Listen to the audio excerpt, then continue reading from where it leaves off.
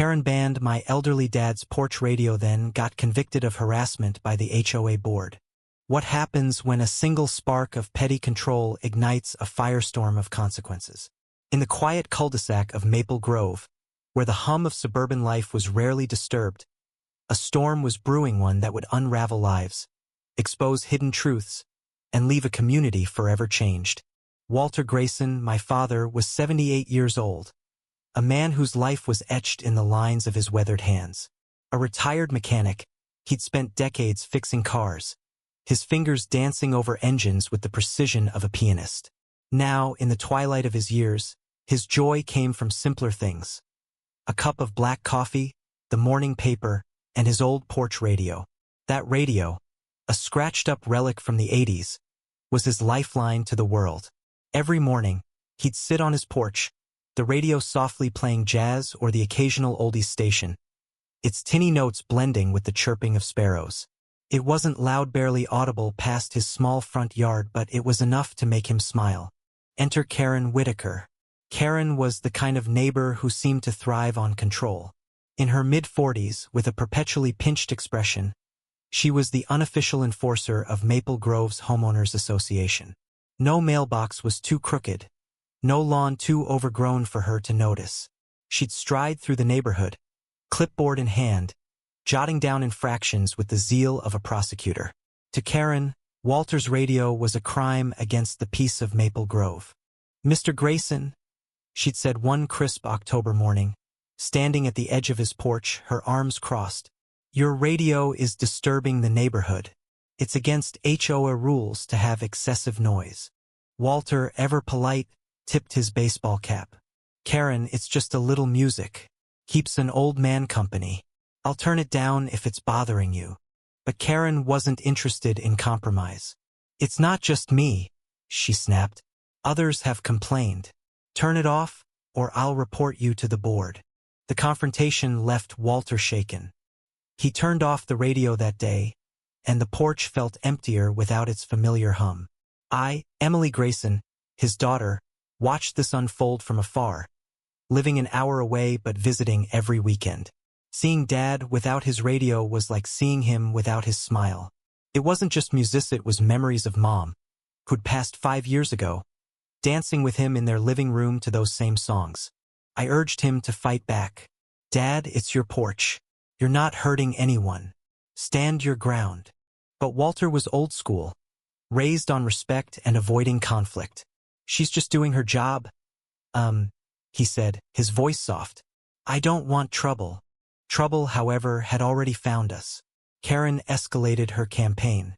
She filed a formal complaint with the HOA claiming Walter's radio violated noise ordinances. She rallied neighbors, twisting arms until a few signed a petition. At the next HOA meeting, she presented her case with the fervor of a courtroom drama, accusing Walter of disrupting the community's tranquility. The board, spineless and eager to avoid her wrath, issued a warning: cease the radio or face fines. Walter complied, but the spark in his eyes dimmed. He stopped sitting on the porch, retreating to the dim living room, where he'd stare out the window in silence. I was furious. This wasn't about noisy, it was about power. Karen had targeted an elderly man, exploiting his kindness to flex her authority. I decided to fight back. I started digging into HOA rules, poring over bylaws late into the night. I found inconsistencies. Karen's own backyard parties, with their blaring pop music and screeching laughter, violated the same noise ordinances she'd weaponized against Dad. Armed with this, I rallied neighbors who'd grown tired of her tyranny. There was Javier, the quiet landscaper who'd been fined for parking his work truck in his driveway, and Mrs. Patel, whose garden gnomes Karen had deemed tacky. Together, we formed an unlikely alliance.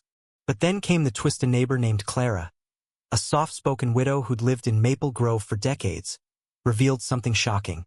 Clara had been Karen's friend years ago, before a falling out over a property line dispute. "Karen's not just controlling," Clara whispered to me one evening, her hands trembling. "She's vindictive. She's been keeping files on everyone, photos, notes, even recordings. She's been watching your dad for months." Clara's revelation changed everything. Karen wasn't just a busybody. She was a predator, hoarding ammunition to manipulate the neighborhood. I felt a chill. How far would she go? I confronted Karen at her pristine, flower-lined doorstep. "I know about your files," I said, my voice steady despite my racing heart. "You've been stalking my father. Back off, or I'll expose you to the board." Her face paled, but she recovered quickly, her smile cold. "You have no proof, Emily.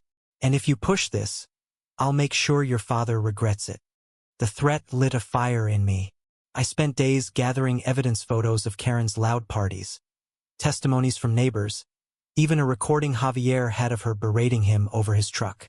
Clara, hesitant but brave, shared a photo she'd taken of Karen sneaking onto Walter's porch, tampering with his radio. It was enough. At the next HOA meeting, the room buzzed with tension. Karen sat smugly, expecting another victory. I stood, my hands shaking but my resolve ironclad, and presented our case.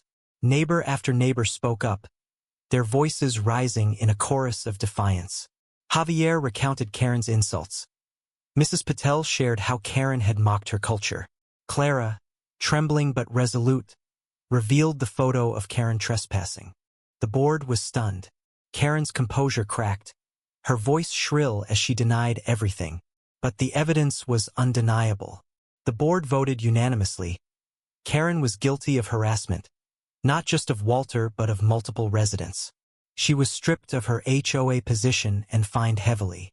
Whispers of a lawsuit began to circulate, as her actions bordered on criminal. I thought we'd won. Dad's radio returned to the porch, its soft jazz filling the air once more. He smiled again, but it was fragile like cracked glass. The victory felt hollow. Karen's campaign had stolen something from him. His sense of peace, his trust in neighbors. He'd always been the man who waved at everyone, who shared tomatoes from his garden. Now he was quieter, his eyes scanning the street warily. Then came the final twist, the one that broke my heart. Clara, our unexpected ally, confessed something else. She'd known about Karen's files for years, but stayed silent out of fear. "I should have spoken up sooner," she said, tears in her eyes. "Maybe your dad wouldn't have suffered." Her guilt mirrored my own. I'd been too slow to act, too caught up in my own life to see Dad's pain earlier. Months later, Karen moved away. Her house sold under the weight of legal fees. The neighborhood tried to heal, but the scars remained.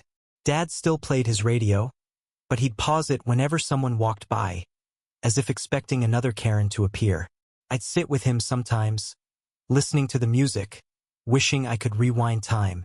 One evening, as the sun dipped below the horizon, Dad turned to me. He said, his voice barely above a whisper. "I just wanted a little music. Why'd it have to be so hard?" I had no answer.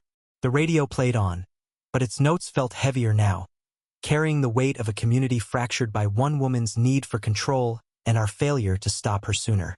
The HOA had convicted Karen, but the real sentence was our bitter reminder that even small battles leave lasting wounds.